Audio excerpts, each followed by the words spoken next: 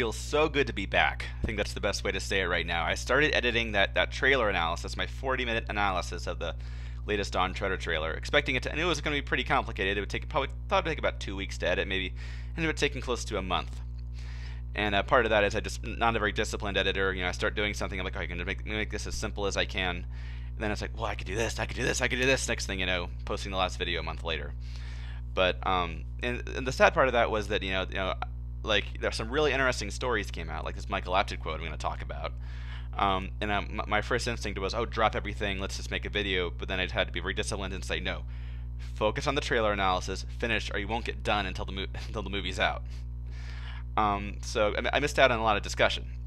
Obviously, I was on Narnia Web and in the podcast and everything, but my blog was kind of silent for a while. So I want to talk about that. I'm just going to try to get caught up here, basically. I'm probably only going to have time to talk about just the Michael Apted quote. So let me talk about that. This is as I'm just starting to edit part 2 of my trailer analysis. This quote comes up, and Michael Apted tells SFX Magazine. I'll just kind of go through this bit by bit.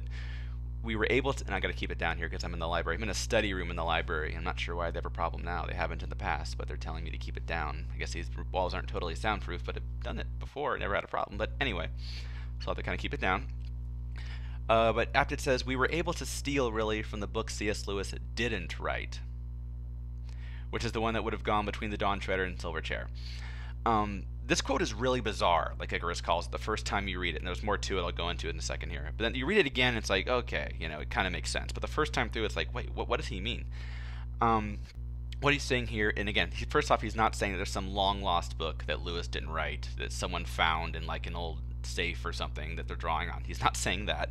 Some people got confused. What he's saying is that there's a lot of material that Lewis hinted at that take place between Dawn Treader and Silverchair that Lewis mentions. We know it did happen, but we never actually really see it happen, that they're going to draw on for the film and really incorporate into the main narrative. The Hobbit is apparently doing the same thing, where they're going to take events that happen off-screen, if you will, in the book, like where Gandalf disappears too, and they're going to incorporate that into the main narrative of the story, which I'm not crazy about. We'll see how it turns out. But that sounds like that's what they're doing here. And which I'm not opposed to that idea completely, the idea of taking things that Lewis hinted at and expanding on them. If done right, that can be really cool. One of my favorite parts of Prince Caspian, as a fan of the book, was the way they fleshed out Miraz, because they did a really good job on it. They understood the point of Miraz's character, and they took that little paragraph that Lewis writes where it tells about how Miraz came to power, and fleshed it out and made it really interesting and reinforced the theme of the story and was very consistent with what we know about Miraz from the book. And obviously Sergio Castellito was fantastic as well. So I really like that part of it. Well, I look at this and I'm like, well, there's a reason C.S. Lewis didn't write that book. All these events that happen between Dawn Treader and Silverchair is that Lewis really creates the sense that Narnia is this world that existed for thousands of years, and so many stories happened during that time. Battles were fought, people lived and died, so many things happened. We're just getting 7 little glimpses of a much larger story. As a narrator, Lewis gives us the sense that this stuff did actually happen, and he's reporting it. You don't get the sense he's just making it up, like that bit about, and I'm going to play a clip in a second here from my trailer analysis. What I'm going to play right now is something I was actually going to cut out. Because I'm like, oh, I get pretty off topic here. But then this quote comes out as I'm editing part 2. So I'm like, oh my gosh, now I have to include it because it's suddenly so relevant. So let's watch this clip real fast. A lot of Narnia fans were freaking out saying, why would uniting swords do that? It doesn't make any sense, Magic unexplained doesn't bother me. That's something that's throughout pretty consistently in the Narnia books. I mean, Lewis never explains why does the picture in the bedroom draw them in. Well, it just does. It's a child's imagination. Don't question it. That's just the rules. That's just how it is. And that's why it's really important, I think, to reline The Witch in the Wardrobe first. It was the first book written, then years later after Lewis's death, they changed the order. Terrible decision. You should reline The Witch in the Wardrobe first. One of the many reasons is that when Lucy steps through the wardrobe, that should be, you don't know why it works, why that doorway leads to another world. It just does. And then, they get to Narnia many different ways throughout the series. And most of the time it's never explained. Like, why do Jill and Eustace, why are they able to get through that door and go to Narnia? Never explained. Then we get to Magician's Nephew in a rare exception where Lewis is going to now explain why the wardrobe leads to Narnia. There's actually a very complicated, elaborate, interesting backstory associated with it that leads up to why the wardrobe was created and why it works that way. Now, the fact that he explains that one in Line of the Woods North, if you think I wouldn't like it, no, I like it because now you have to look at the way they get to Narnia in Dawn Treader and in The Silver Chair, and you're going to go, well, gosh, there's probably really elaborate backstories associated with those too, but we're not going to hear them. I love the magic of that. If we're just going to focus on this story here, and in your peripheral vision, you might catch glimpses of other stories. We're just going to focus on this one. Lewis actually did that a couple times, where he would, like, even in Dawn Treader, he's like, you know, he actually writes, I don't know how the Lone Islands came under Narnian possession, but if I ever hear the story, I'll be sure to turn it into a book. Never did turn it into a book. In The Silver Chair, he actually says, oh, I should tell you the story of the horse and his boy in Shasta and Bree sometime, and then he delivered on that promise. Another reason why you should read it in publication order, because if you've already read Horse and His Boy, you'd be like, wait, what? So he says, oh, I have to tell you that story sometime, then he actually delivers on that promise. But the idea that there's all these stories, and we're just getting some of them. Rabbit trail there. All this to say that magic unexplained does not bother me. So what I'm getting at there is this idea that once you can, how C.S. Lewis gives us the sense that there's more to this world than we're seeing. In the real world, you can't tell every single story, you know? So Lewis gives us the sense that, you know, yeah, there's all these stories going on all around us that you're going to get a glimpse of in your peripheral vision, but I'm just going to stick to this one because it's all I got time for. And Lewis, as a narrator, always subtly implying that, you know, this really happened and I'm just reporting it.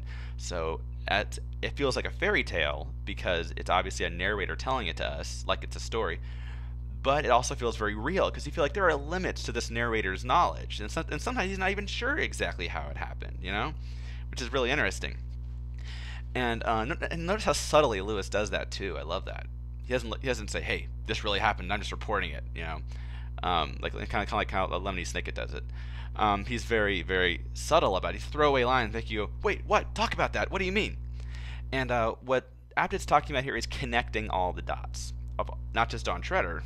I have a problem with that too, but of all the dots of the series. So you have a flowing narrative that connects all the stories. And what you do is you lose that sense of we're just getting glimpses of a much larger story that's going on. Of all these other stories, we're just getting 7 glimpses of them in these books. And there's a world beyond what we're seeing. The world is not limited. The world of Narnia is not limited to just what is written in the books. There's actually more to it than that. And that's the sense you get. I love that. Once you connect every single dot and explain everything, now you've made the world limited to what you see on the screen, and that's it.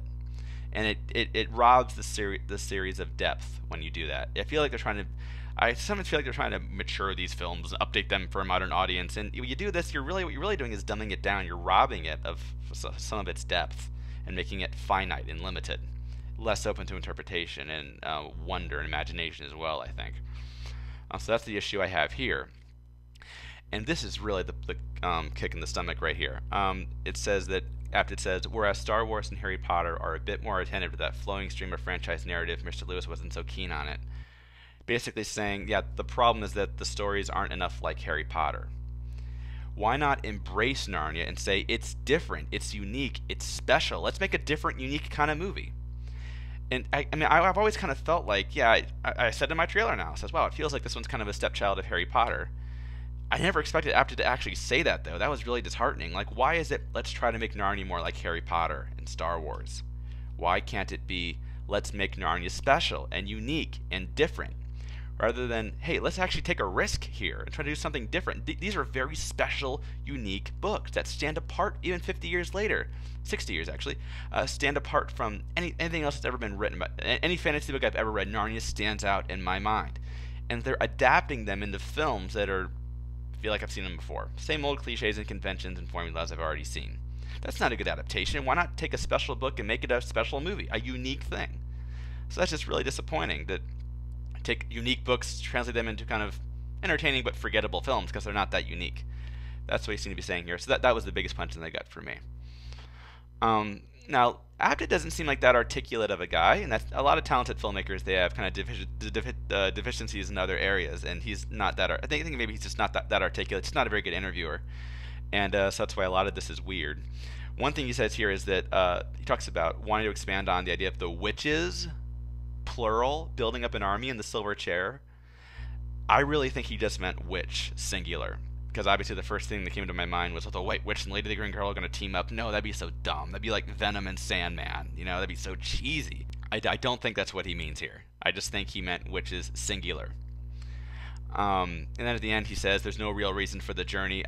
I freaked out at first because the Seven Lords, of course, there's a reason for the journey in the book. But I think what he just means is there's not a very compelling reason, which isn't that much better. He's just like, it's not a sexy enough reason, not a cool save the world thing. It's all about all this boring stuff, like, you know, good characters and the sense of longing for one's true home. You know, and we want to put in a save the world story, something a little cooler, you know, like Harry Potter and Star Wars. And I think that's part of the reason for the White Witch. Like Brilliant's talking about in the podcast, is they want a consistent villain through the series, just like Voldemort. Again, instead of embracing Narnia for being unique, they have to try to make it something we've seen before.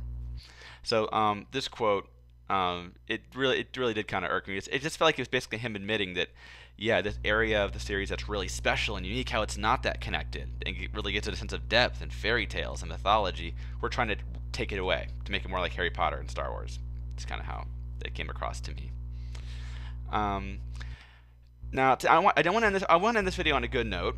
My trailer analysis, it was interesting editing part 3 of that because I was finishing it a month later, because I was hearing myself say things I said a month ago, and I should be like, I don't really feel quite that way anymore. Maybe I shouldn't have said it that way.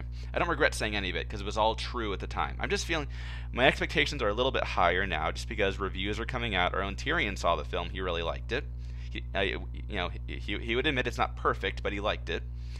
And A Focus on the Family, very positive review as well. And they all seem to say, yeah, they got the essence of the book here. And I'm just like, how? With all this Seven Swords stuff that seems so contrary to what the book's about. And a couple reviews actually said, oh, the trailer is misleading. You know, so which is encouraging. I just went to the Naples International Film Festival this weekend, and I got to see some Dawn Treader footage that I'm going to do a report on. And it was just a 30-second clip from the end of the movie. Really, really encouraging, really cool stuff, really well done. Hopefully write a report about it soon, sometime this week. So I'm looking at this, and well, there's definitely going to be some stuff in Dawn, and I was saying this about Prince Caspian too. Oh, there's definitely going to be some stuff I don't like that drives me crazy. But maybe the heart of the story is somehow there still. I don't know how. You know, this all seems so contrary, but maybe they've done it. Now it's kind of, I could just feel a sense of relief, you know, reading some of these reviews going, man, maybe it's still going to be good. Wouldn't that be awesome if after seeing the movie I could come back and record a video and just be like, oh, all the trailers were just a bunch of BS. That's not at all what it is. It's actually a good movie. Like, my favorite book ever. It's actually a good movie. There's definitely going to be some stuff in there I don't like. But some of these reviews and just the general reaction gives me hope that maybe not. You know, we'll see. So I'm just sort of, I'm just going to get the sense almost that it's going to be either great or horrible, you know, kind of right now. So just over a month to go now till it comes out. It doesn't feel like that at all. It feels like it's still a ways away. But feeling still nervous about Dawn Treader. I still feel like they haven't gotten it, but, you know, now I'm thinking, hey, maybe I'll be surprised. Maybe it'll be great.